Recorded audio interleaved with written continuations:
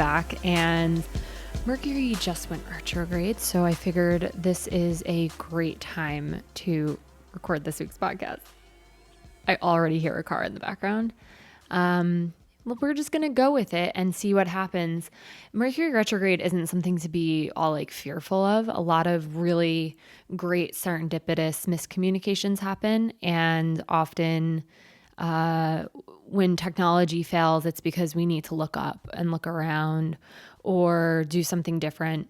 And sometimes the ways that the retrograde forces us to slow down is exactly what we need in order to actually get a lot further or grow and expand more spiritually. So on that note, literally like just a couple hours ago, today is Halloween, and I don't have a costume. I don't remember the last time I dressed up for Halloween.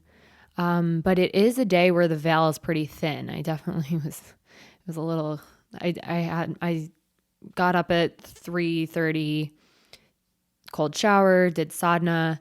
Sadhana is the daily spiritual practice. And, I thought I saw it. It got weird. I thought I saw someone a couple times, and it was like one of those ones. So definitely in the creepy vibes of Halloween, or the spooky vibes, but no costume. I'm currently getting ready to open up the studio, the Palace, coming very, very soon to Dobbs Ferry, New York, in Westchester, just about 30 minutes north of New York City. It is really a special and magical time. It kind of feels like I don't have a child, but if you have given birth, I imagine that maybe this is what it feels like right before you give birth. There's like a lot of nesting going on, a lot of anticipation, and also just a lot of savoring these moments where it doesn't yet exist, but it does. And, once I've launched a couple of companies in my life already, and the crazy thing about building a business is that for a period of time, you're actually in that building stage, and you're building, you're holding a vision, things are moving, things are happening. It's very magical and exciting, and it's filled with possibility. And then one day you launch, and when you launch, the doors are open and the customers are there and the clients are there and things are happening. And all of a sudden it's not as much, the lid isn't on it anymore. And it becomes its own entity. And the crazy thing that I've noticed is it's basically like you give birth to it and then you work for it. So, this whole concept of entrepreneurship being this like pie in the sky, I work for myself. Like, no, you work for your business. It's the same thing. And the more I've recognized that, the better I've become at creating businesses and also working for those businesses, because that's what I do. I'm an employee of my own businesses. And when I treat it that way, the business thrives because I'm taking myself out of the equation in a lot of ways, because it's not about me. It's like, what does the business need today? And also not as self-sabotagey. Like, I don't know if you've ever tried to create something, or I'll just tell you what happens with me. Like, when I launched my PR business a couple of years ago, it was like, it took off like right away. And I was not ready for that. I was not expecting that. I knew it would be great. I knew I had contacts and connections to make it great, but I was saying no to clients literally by month 2. I was like, no, I can't do this. This is not what I was thinking I was signing up for. And oh my God. And, not a couple years later, I ended up closing it down because I didn't like doing it anyway. But there's a Guru Jagat says it all the time, and it's a Yogi Bhajan thing. We have to plan for our success. But part of that is when we're holding the vision of the companies and the things that we're creating, we have to kind of know the game that we're in. And part of that is that you are willing to put yourself into it however it needs you to show up. And I wasn't ready to show up for my PR business in the way that it needed me to show up. And it's interesting, actually, there's this business that this really great vegan restaurant Dan and I went to in Mallorca. So I just got back from Mallorca. I did a Kundalini women's camp immersion. It's amazing practicing with 100 women of all ages. It's so healing. But after the camp, I met up with Dan and we went to this vegan restaurant, and I said to him, I'm like, oh my God, you can actually feel that they don't want customers. Like, it's not that they like are advertising like, hey, please don't come in, but it's this vibe of like, wow, they actually are limiting deliberately how many people they can serve by how much food they were carrying, because they weren't carrying much. It was like they only had one option on the menu for that day. So you couldn't actually choose from their very long menu. And then the person, after she'd serve you, she'd like go back over to her like big Mac laptop or, desktop. And it's like, she was like part chef, part desk person. And it's like, what are you doing? Like, you're running a restaurant, and it's this beautiful vegan place, and there's so much potential here, but it's like, she was like deliberately keeping it small. It's like she didn't have the structure within her to hold it up, and maybe she doesn't want to, or maybe she can't hold it. So there's two sides of it, and I don't know if you've ever encountered this yourself or sensed it from like a business that you've ever gone into or something like that. But it's twofold, because number one, it's I don't want to be successful. And then number two is I can't be successful, meaning my nervous system can't handle it. My aura can't hold it, or like I'm just, freaking out, the freak out, the kind of like, this is too much. I'm overwhelmed. Like anytime you hear yourself going down that, I have too much on my plate, I'm overwhelmed, that's a nervous system breakdown. And the nervous system is so important. I can't begin to emphasize how much my life has changed since I've started looking at my nervous system as a muscle, as something that I have to actively, daily, multiple times a day, expand, contract, and work with, so that it is functioning, flowing, activated, and not just falling into some sort of default patterning of it. Because while I think we're born with like somewhat of a good nervous system, it mimics the mother's nervous system that you're inheriting both biologically and then also from the patterning within the womb. After birth, there's, a series of unfortunate events for most people in some fashion to any degree that basically tear at the nervous system.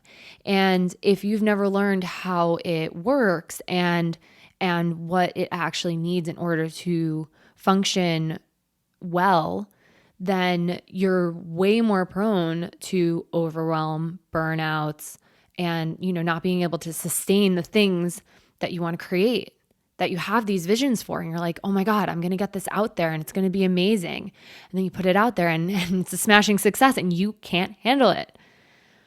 So, to be totally transparent, my biggest prayer, my deepest prayer for my opening and for the next several years is my steadiness. And my steadiness, what that represents is my nervous system and my ability to not fritz out and my ability to stay clear and connected and energized.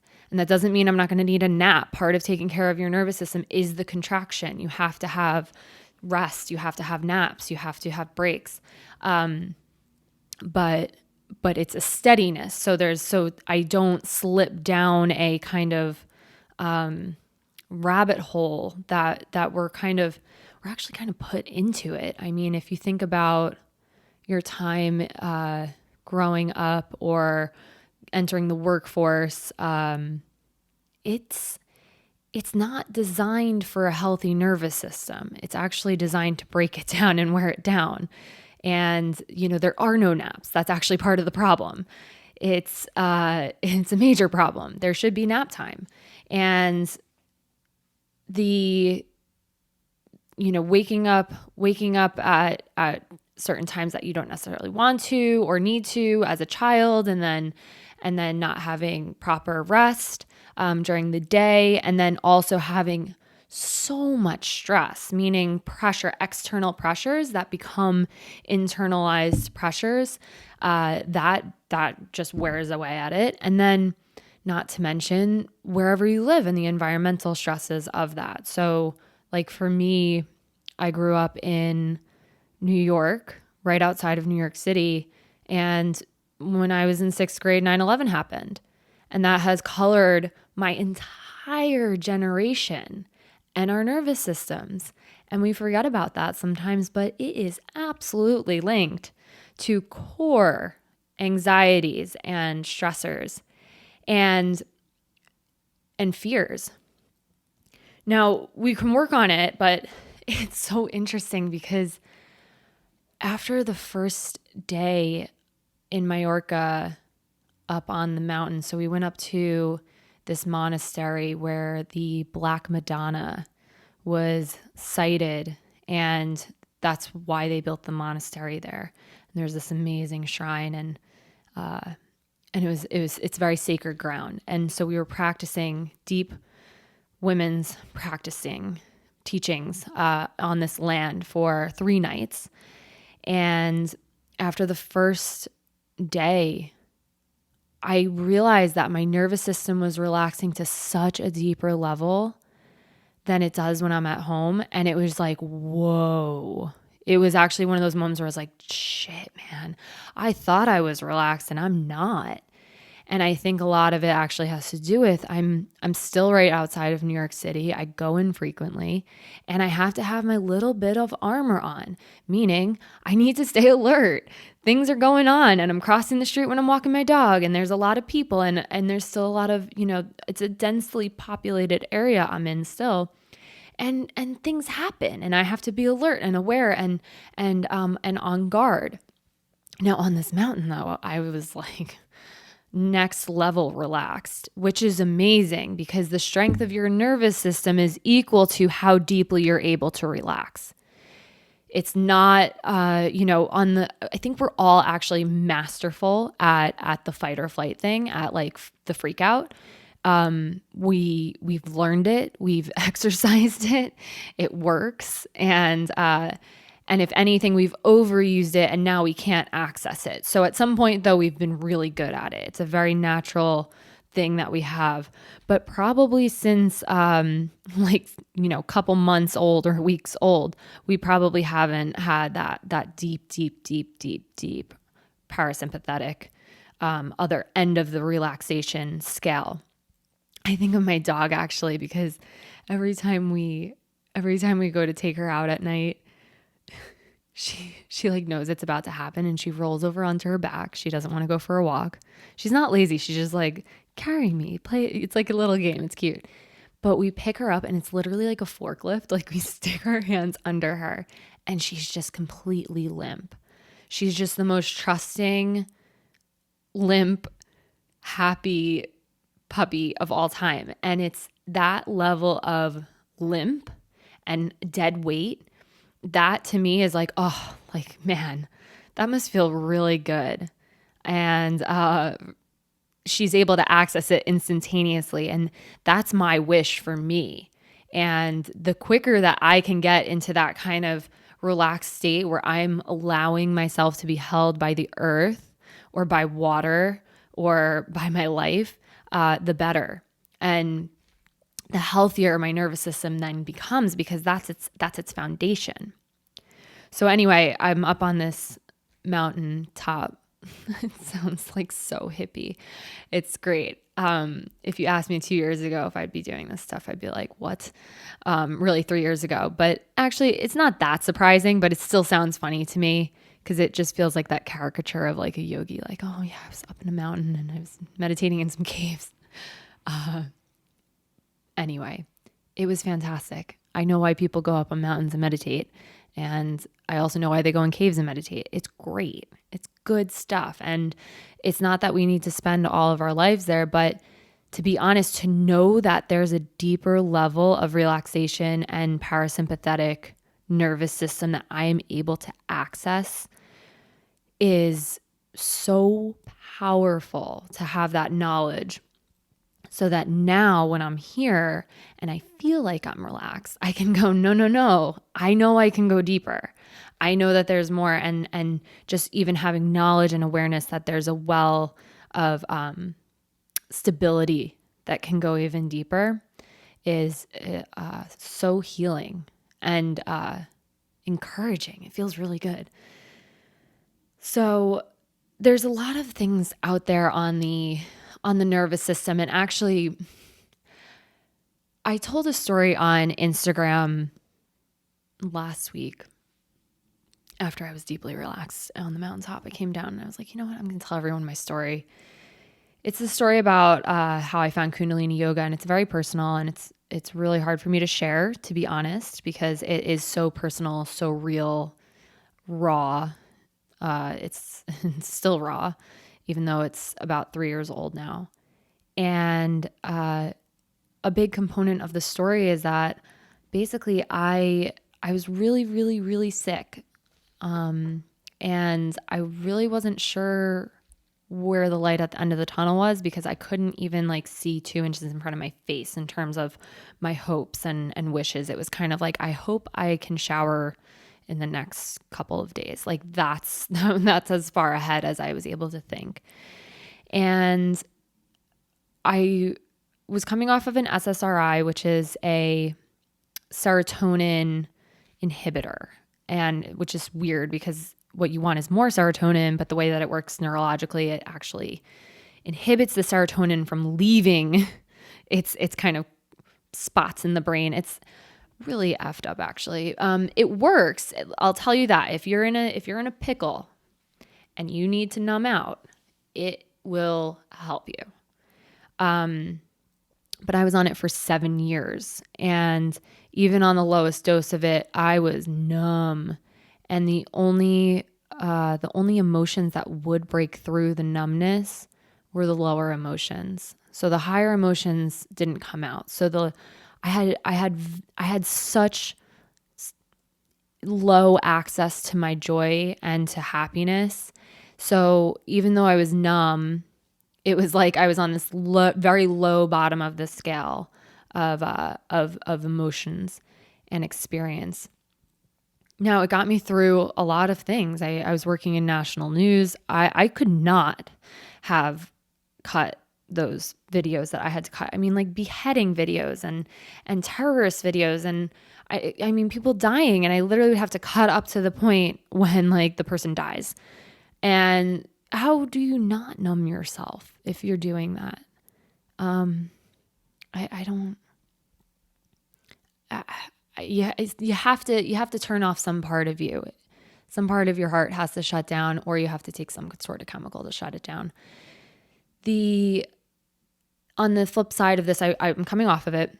I'm really suffering. I have mono for the 3rd time in my life, which is like such a joke. I'm like, seriously, like thought this was like a one and done deal. And here I am testing positive for it again, like 7 years later. And, just overall very, very unwell.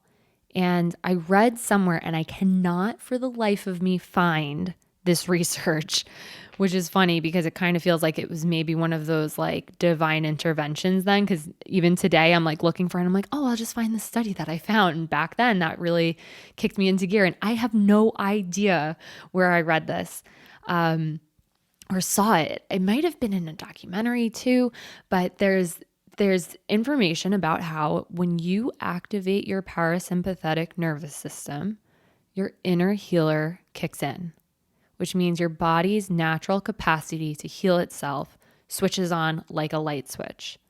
If you're not in your parasympathetic nervous system, if you're in your fight or flight mode, that autonomic nervous system, you're more likely to not heal or heal as rapidly. So I come across this information, and of course, like in my absolute desperation, I'm like, great, what do I need to do? Like, I'll do anything, help me. And the way that this article, documentary, who the heck knows, it was through meditation. So I started meditating, and I mean, like the first meditation, the Divine Mother came to me. It was profound. And I had never like meditated. Like I had done a couple shavasanas, but I had never like, okay, I'm going to meditate for like, an hour or something. And I'm just over here trying to like turn down my body system so that this healer can kick in. And here comes the Divine Mother. And I'm like, hey, how are you? And it was amazing. She basically, the insight I got from her was I need to allow myself to be held by her, by the earth, by this universe. And in the same way, the visual that I was getting, I get a lot of visuals. I'm a very, I see the symbols. I don't hear. It's not an auditory interaction.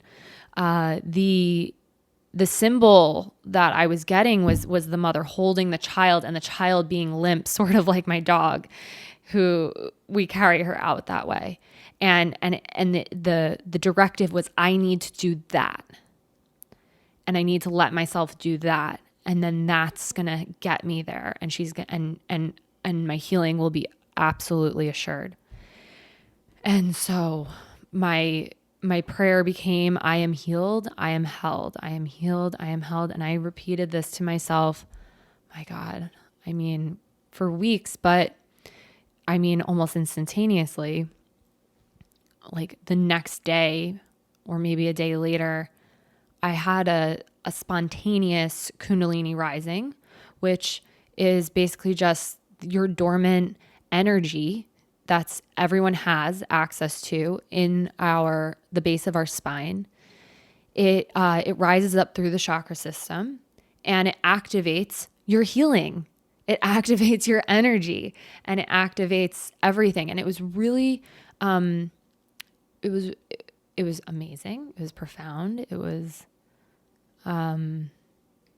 something I'll never forget. But it was also pretty scary because I had no idea what was going on, because I was not exactly like immersed in the yoga world. I had no idea what Kundalini was. So, I came out of it, and my husband's amazing, thank God. And I was like, all right, this is what just happened. I don't know if I'm having a seizure. I don't know if I'm like, because a lot of weird stuff was going on with my brain. I was having these weird brain zaps from the Lexapro. So I'm like, is this related to that? Am I like, have I finally like lost all my brain cells, or did something else happen? And I realized it was Kundalini after a lot of Googling. I'm not anyone who shits on like the Googlers and the WebMDers and the, whatever, like, go away, because you have to at least do some of your own research, and whether it's on Google or another search engine, because a lot of people are saying now to like use different search engines that like aren't, paid for, aren't being paid to show you certain search results. It's good to just take that power of yours. You can definitely seek professional opinions, seek many professional opinions though.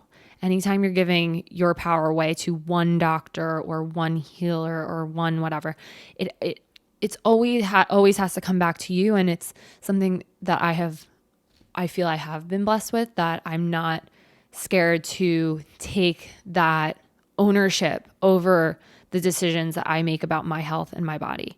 I don't trust doctors, and I don't trust it's actually a, more skeptical view of anyone, including healers, including the best healers.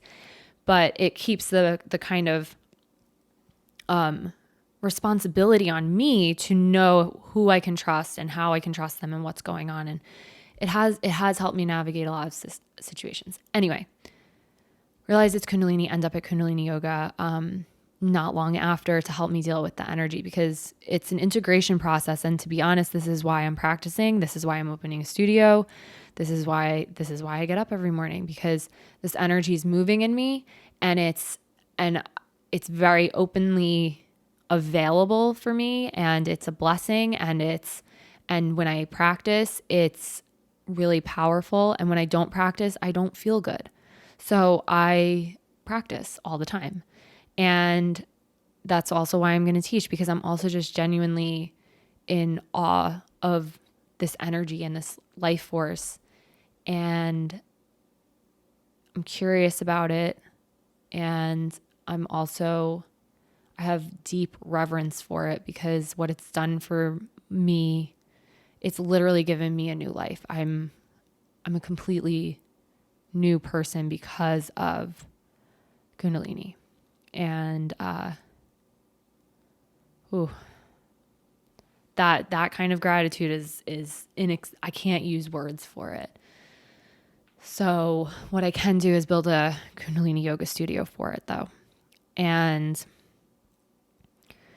so anyway, on my quest to find this elusive parasympathetic nervous system, I found Kundalini, and it's a powerful system when it's activated, and a lot of the Kundalini meditations are designed to get us into that parasympathetic system. So, Yogi Bhajan talked a lot about the parasympathetic nervous system. Yogi Bhajan, master of Kundalini Yoga, he brought it to the West. And so one of the things, this is how it's described in Kundalini. The parasympathetic, sorry, I got to pick up my book. I have notes, I come prepared. The parasympathetic nervous system is the body's braking system. It regulates the rebuilding functions of the body. It slows the breath, stimulates digestion, relaxes the nerves, and shifts the circulation toward the core of the body. It is vital for handling stress, since it coordinates the recovery period from stress. So that's how we talk about it in Kundalini. The interesting, I follow a lot of Joe Dispenza's work. He does a lot of research around meditation and healing. He uses meditation to basically heal people from like incurable situations, and it works. And what he does is he actually monitors the brain waves. He completely maps it out scientifically. So he's really at this amazing point, because he's super Aquarian in what he's doing, but he's using these Piscean tools, which means we need the data and the science to back it all up. And he's doing that. So he's really bridging our transition from the Piscean age over the last 2,000 years into this Aquarian age, which started just in 2012. So it's really amazing work. I'll put it in the show notes, and I'm sure I'll talk about it more. But what he says,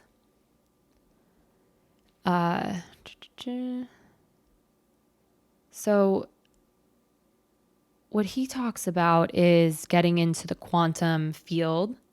And when we're doing that, we're basically working on our autonomic nervous system and bringing it into coherence. So what he's after is getting the heart beating in an orderly, coherent fashion, getting the autonomic nervous system into coherence in the same way. And then that improves the brain functioning, helps us be more creative, focused, rational, aware, and open to learning. And then once we're in this meditation space, where we can't really feel our body and we can't really tell, our nose from our toe. That's when the magic starts happening.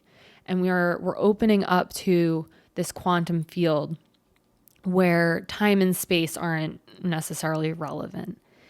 And when we're in that space, we have toggled down in our brain waves from our normal beta state that we're in when we're stressed the F out and operating in this flight or fight mode. And we toggle down through alpha and into theta, and sometimes even deeper. But theta is where a lot of the healing happens. It's kind of a hypnosis state. And it's interesting because he's so scientific about it, and he really wants everyone to get there because you can basically reshape your whole being from that space. Yogi Bhajan says pretty much the same exact thing. So I love the intersection of this work. And I'm coming across a lot of this stuff now because I'm just trying to make sense of what the F happened to me. So I'm actually really grateful for how things happened to me because being a naturally skeptical person, if I hadn't had experiences of my own before reading about them, I might, in my skeptical mind, be like, well, I'm probably just making this up because I read it somewhere. But no, it's actually amazing because I've experienced these things and now I can kind of come back around and be like, oh, look, and there's this science to back it up and this person's saying it. And all these traditions are talking about the same exact thing. So his work's great. I'll put a link to his book, Becoming Supernatural, in the show notes. He's interested in how common people do the uncommon.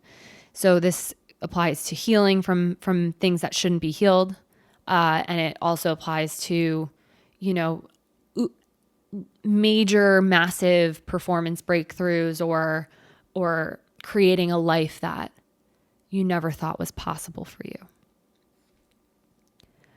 So the way that the nervous system breaks down, this is from a doctor, so I'll also link to this too. There's the voluntary nervous system, which is what we control. It's like our movement and sensation, our motor and sensory nerves. So like as I'm talking to you, I'm using a lot of my voluntary system. And then there's the autonomic system. And the autonomic system controls the functions that we're less consciously controlling, which includes digestion of food, blood pressure, heart rate, and a lot more. The autonomic nervous system breaks down into two branches. There's the parasympathetic that I've been talking about, and the other end, the flight or fight, is called the sympathetic nervous system. The sympathetic nervous system activates the glands and organs to defend the body against attack. So this is our we need this to survive. It's a survival system. And it's this part of our system is called catabolic, which means it tears the body down. The energy is used to prepare for defense rather than for the nourishment or elimination of wastes. So while it's really useful, it's also super taxing and it's not really sustainable, which anyone listening who has any sort of adrenal fatigue, which is pretty much everyone, you know that. And one of the biggest issues that we face today is that we're getting these adrenaline rushes and we have no actual real threat. So we're in the office and Bob's coming at us again, freaking Bob. And we're like having this full on like fight or flight defense. And we're just sitting there like, okay, I'll see you at 2 p.m. And meanwhile, you're actually completely in this stress mode. And, or maybe it's during your commute. I mean, getting onto a New York subway is a full on art form. And, I refuse to miss the train. I will squeeze my way on. And that activates a certain part of the brain and a certain part of the nervous system. So the other side of the system is the parasympathetic branch. And this is concerned with nourishing, healing, elimination, and regeneration of the body. This part of the system is anabolic, which is concerned with rebuilding the body. So this is why we want to get into this area of the body when we're healing from anything. And this doesn't have to be like healing from mono or healing from, some name your flavor of autoimmune disorder. I feel like every single person in my life has some autoimmune disorder. So whichever one you have, this is the part that you need to be activating all the time, but it's a day-to-day activation of it or a moment to moment. So you have to be able to toggle back and forth between them rapidly so that when you do have that great automatic sympathetic response to some actual threat or external stimuli, you're then able to bring it back down. That's the practice. And there's so much good stuff in Kundalini Yoga that actually helps us build that. And I'll get to that. So, because that's what I'm really interested in. And that's what I'm interested in sharing with everyone through this podcast, ideally online soon. But, when the palace opens, I'm really focused on this because it's changed my life completely to have this muscle movement between the sympathetic and the parasympathetic nervous systems. So what this doctor says is, he says, moving yourself into a healthy parasympathetic state and staying there as much of the time as possible helps heal all health conditions, all health conditions. Our bodies want to be in homeostasis. It's our natural state. It's our natural inclination. When we're not in homeostasis or a state of health, it's because something went wrong, and it's usually related to this nervous system because we're not letting our bodies be in the healing state. So I love this. Let me tell you this. I'm just looking for it. I just had it. The main thing with Kundalini Yoga is we don't want to turn off the sympathetic branch. We're not interested in like, okay, well, we're never going to have external stimuli and let's just eliminate those. That's actually not the game we're playing. The game we're playing is we want to increase the strength of the parasympathetic nervous system. So this is a much different approach than a lot of new age, whatever, healing techniques, which is like, oh, I need to go into the mountains because I have to get rid of these external stimuli, or, I just need to decrease the sympathetic side of things. And that might be true for a minute. Like it is helpful to exit the things that are causing that to maybe kickstart your parasympathetic nervous system.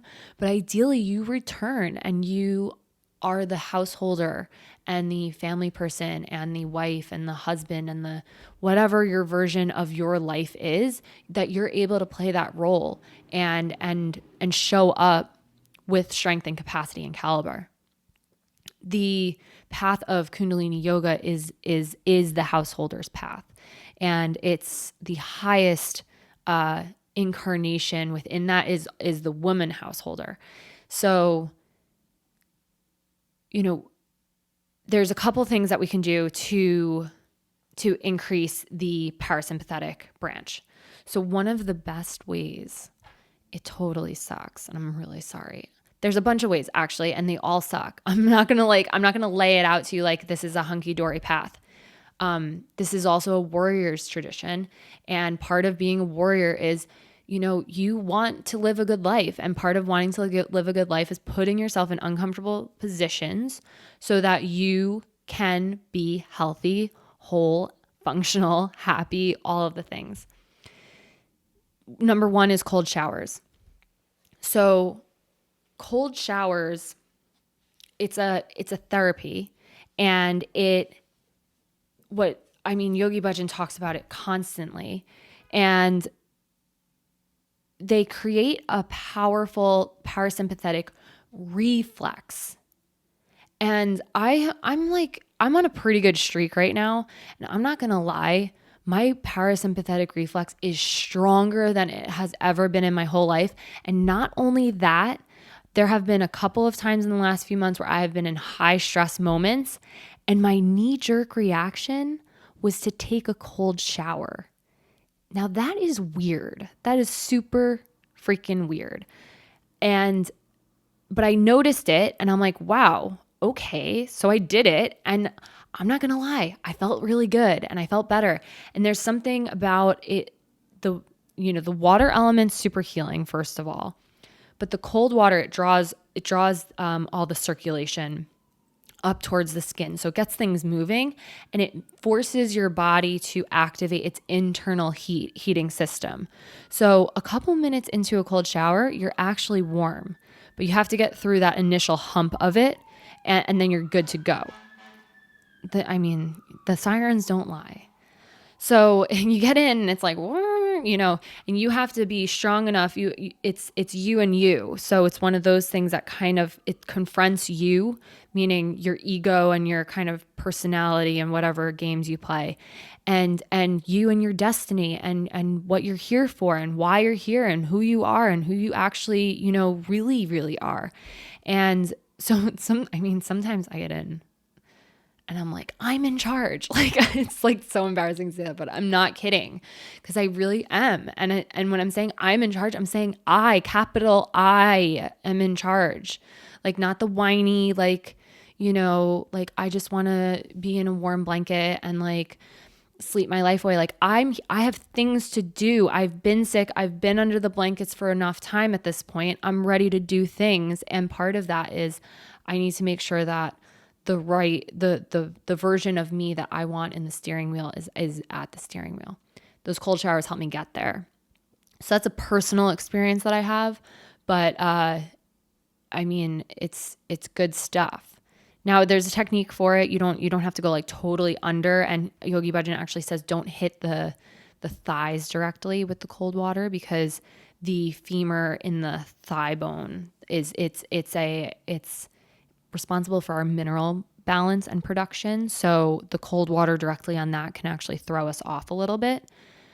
But you can kind of do a little hokey pokey, like, left foot in, right arm in, left arm in, like get the face, the ears, the chest, the stomach, and then back up into the shower and get the whole spine. And you really want to rub the area by the adrenals and activate them. And then you can tap, your body. I just hit the microphone because I'm tapping my body right now. You can tap your body and activate all the areas of it. Then you're invincible. And if you, he said, Yogi Bhajan says it takes the chilliness out of your life. And that's really what we're after. So that's good stuff. So start there. And then a couple other things. The next one that I was like, this isn't fun. It's Sat Kriya. Sat Kriya is a staple of Kundalini yoga. I will put that in the show notes as well. Sat Kriya, I've mentioned it a couple times on this podcast, actually. Episode 2, Simran Dea talks about how she does 31 minutes of Sat Kriya a day. And I have actually been doing the same since that episode aired. And like her, I will say I don't particularly love it. But at this point, I have come to terms with I'm just doing it, because again, this is a me against me situation, and capital I, have decided that I'm doing this meditation, and that's it. So it's not up for negotiation. Putting my arms down is not up for negotiation. And this is when I can get into that space, it gets really powerful. Like things start moving, because, and I think I'll go into this more on another episode, but I did have a realization after holding my arms up in a very, very, very uncomfortable position for like 11 minutes while I was in Mallorca. I had a realization that when we hold our arms up like that and we're doing it because the greater part of us has decided that's why that we're doing it. And you've put the greater part of you in the driver's seat of your life and your body. So meaning I'm in control of these arms and they're not going anywhere. It doesn't matter how much they hurt. It doesn't matter how much my brain is saying, no, no, no, like this is weird, or this isn't, like, this can't be good for me. The deeper I says, too bad, I'm running the show.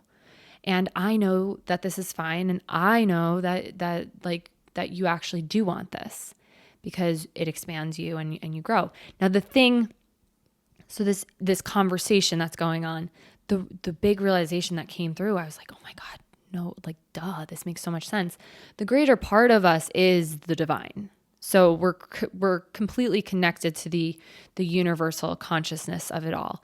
And when you can put that part of you in charge of your body in whatever shape or form, whether it's an 11-minute meditation or whatever you do during your day, you are signaling directly to the universe, use me. Use me. I'm available for your use. I am at your call. I serve you. Now we can pray about that. And Oprah says it all the time. She says, my deepest prayer every day is use me. Use me. And look at where that's gotten her. I mean, my God, like, it's a pretty good life. It's a pretty good life. And a lot of us are scared to put ourselves in that position, because it does take us off the little part of us has to, the little very important part. I don't like insulting. It's a very important structure. The ego and the personality, it's very, very important to our survival and functioning. It has to take a back seat, though, to this kind of higher energy and calling. And so Sat Kriya, guys. It'll be your physical prayer to the universe, saying, use me. I'm yours. I'm available. What do you need? And looking at it like that, it makes it a little bit easier to do. I'm not gonna lie, it still initially sucks. It just does. But then I always get past it. It's not a big deal. So like I'm not even gonna say it, because it's not. I don't like talking about when, like, it's not worth saying, like, oh, my arms hurt one day. It's like, it was one day. Okay. So, some other things he says: triangle pose, which is downward facing dog, and gong meditation and chanting. The rhythm and sound are the best ways to access the parasympathetic nervous system, which brings me into my next thing. So I've been researching binaural. I don't know how the heck you say it, actually, now that I'm trying to say it out loud now. Binaural beats, because I want to get some fresh singing bowls for the studio. And I've been researching about how these beats, they create the wavelength of our alpha or our theta brains. And what happens, this is so cool. I'll put a link to this too. Research findings suggest that music and sound can modulate autonomic nervous system, arousal, through entrainment.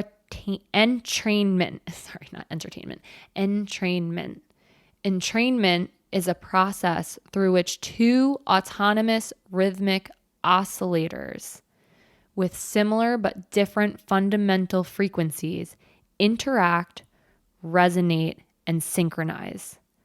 So what's happening with this sound current, this literal wavelength that's happening, it hits our brains and our brains match it. Our brains go into it.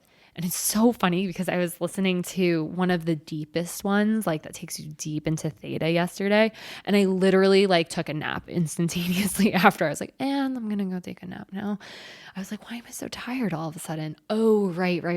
I was listening to some serious deep beats. The gong does that. and certain mantra currents do this as well. So this is cool because you can actually hack your brain externally to get into these different frequencies, which then activate the parasympathetic nervous system, which then activates your healing. This is really important stuff. And I didn't learn this in school, and I wish someone taught it in school. So maybe I'll teach it. So other things, pranayama is huge. Your breath, because breath and heart, all of that's linked. And so a couple different pranayams. Breath of fire is big. It stimulates the parasympathetic nervous system. Any breath work that's rhythmic is going to kind of get your brain into that same type of vibration. It's a little bit of theta, that like hypnosis state, and that helps you get into the parasympathetic. And alternate nostril breathing is huge. So this means, inhale through the right nostril, exhale out the left, inhale through the left,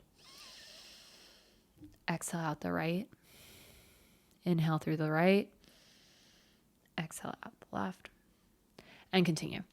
And when you do that, it balances the two hemispheres of the brain, and it gives the experience of altered receptivity and readiness for action. And it integrates ideas into action. So it actually changes a little bit of how the sympathetic response is going to go, which is great because, we don't want to turn that off. We just want it to be more accurate, maybe, so that we're not like jumpy. That's, I meet a lot of people who are jumpy, and I was definitely jumpy at one point in my life, but that's like an overactive sympathetic response that's going on there. So let me see here if there's anything else I want to say about this. I feel pretty good that, we covered a lot of ground, and these are really useful techniques that you guys can use to balance your system. And the other thing I'll say about like the cold showers, like Tony Robbins, massive fan of them. He's like, just get in the cold shower. Don't think about it. Just get in it every day. A lot of successful people are major advocates for ice baths, cold showers, all of that. I think the Kundalini yoga way of, not activating the thigh bone is interesting. I think it takes it to a different level. And yeah, so, to put a bow on this, like I feel so strongly about this because so many of us have incredible ideas, incredible visions, things that we are meant to bring into this world. And we have to have nervous systems that are strong enough to sustain those things and to hold them and to grow them. And so my hope is that we can all be able to toggle between our sympathetic and parasympathetic in a more sophisticated way, so that we can not be so burnt out or fritzed out, and that burnout is something that we don't experience. That's not a major ask. Burnout is not, it doesn't have to exist. It's absolutely real. I've burnt out for sure. But I don't intend to do that again, because the reason that there's the burnout is because there's not the toggling back to the parasympathetic side of things. So yeah, we'll get there, and I can feel it. I really think some of the work that like Ariane Huffington's done around the nap culture is important. I think, sleeping's important. Once upon a time, a couple of years ago, actually, I think in like the height of my sickness, the business I came up with, and I was dead serious about this, and actually there's been a couple models of it popping up, was a napping business. And I pictured it as, or the way it came through, the way I was seeing it was that it would be like a Starbucks on every corner. It would be just like a napping like building on every corner with like little rooms where you could like book it for 15 minutes, 30 minutes, an hour, and you can go and just take a nap and then be on with your day. Like, I don't need coffee, I need a nap. Or you could take a coffee nap, which when we were in news was like major headlines. It's like, drink your cup of coffee, take a nap, and then the caffeine hits, and then you're like really wired. I don't know if that's how we really want to play with our nervous systems, but anyway, this napping business, I was super serious about it. And I ran all the numbers and I was like, I can do this. Like, this is going to happen. But I genuinely didn't have the energy. And it's so fascinating because literally like within a very similar timeline to when I was like, this needs to happen, one popped up in New York City, like where I could have been the person who did that. And I just think, I'm not saying like I should have done it. I'm just saying the way the creative moves through the collective is it's available to anyone who's able to hear it or see it or listen. And then B, it's going to be used by whoever can actually use it and hold it. So this is why we want to build our capacity to have this parasympathetic side where we are held.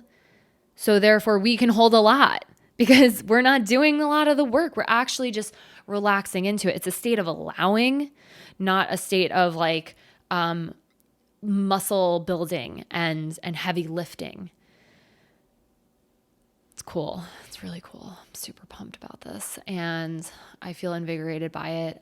Thank you guys so much for listening to my story from a couple of years ago. And I want to strike a balance of it because I'm not into like using your like struggle for, for business, but I do think it's very relevant in certain cases. So I'll try to only talk about it in those instances. I don't want to be that guy that sells you like I went through this and now you can too. Like it's, yeah, we're really beyond that because I'm not going to lie. I am more vital. I am more healthy. I am happier. I am more fulfilled. I have the level of my life can't even be compared to where I was at before I got sick. I'm a different person in a different life. That I mean that wholeheartedly. So when I talk about that time, it genuinely feels like I'm talking about a different person. And the sadness I feel about it is actually a mourning for the loss of that person and a lot of the little dreams she had, very little dreams. But it's a precious life and it's a wild ride, that's for sure. And I'm so grateful to be on it and be on it with you guys. And thank you so much for listening. I look forward to continuing this conversation. And I mean, I have so many amazing conversations in the lineup too. And please subscribe, rate, and review if you have not. And tell your friends about this show, especially if they're going through something. This could be something that helps them think about healing in a different way. It's an internal process. And, the other thing I'll talk about eventually is when it comes to healing, like we know what we need. And part of when we get into this inner healer is that the things that we need become apparent to us. And so it's not a dogmatic, like this is the one size fits all fix for things. The reason I advocate for this is because once you get into that area, like you know what you need and only you know what you need. And so, me saying like, okay, these are the 5 things I did to get out of that state actually don't help. What got me out of that state is increasing my energy and increasing my capacity for my own healing and getting into the healing frequency so that the exact things that I needed to heal would come into my path. Okay. I enjoyed this very, very much. And I look forward to talking to you again soon. Please message me on Instagram if you have any feedback, questions, or requests, or if there's something that you really want me to go deeper in. I am more than happy and always available for that. Thank you guys so much for listening. Have an amazing fantastic, beautiful, wonderful week. You are loved, you're important, you matter, and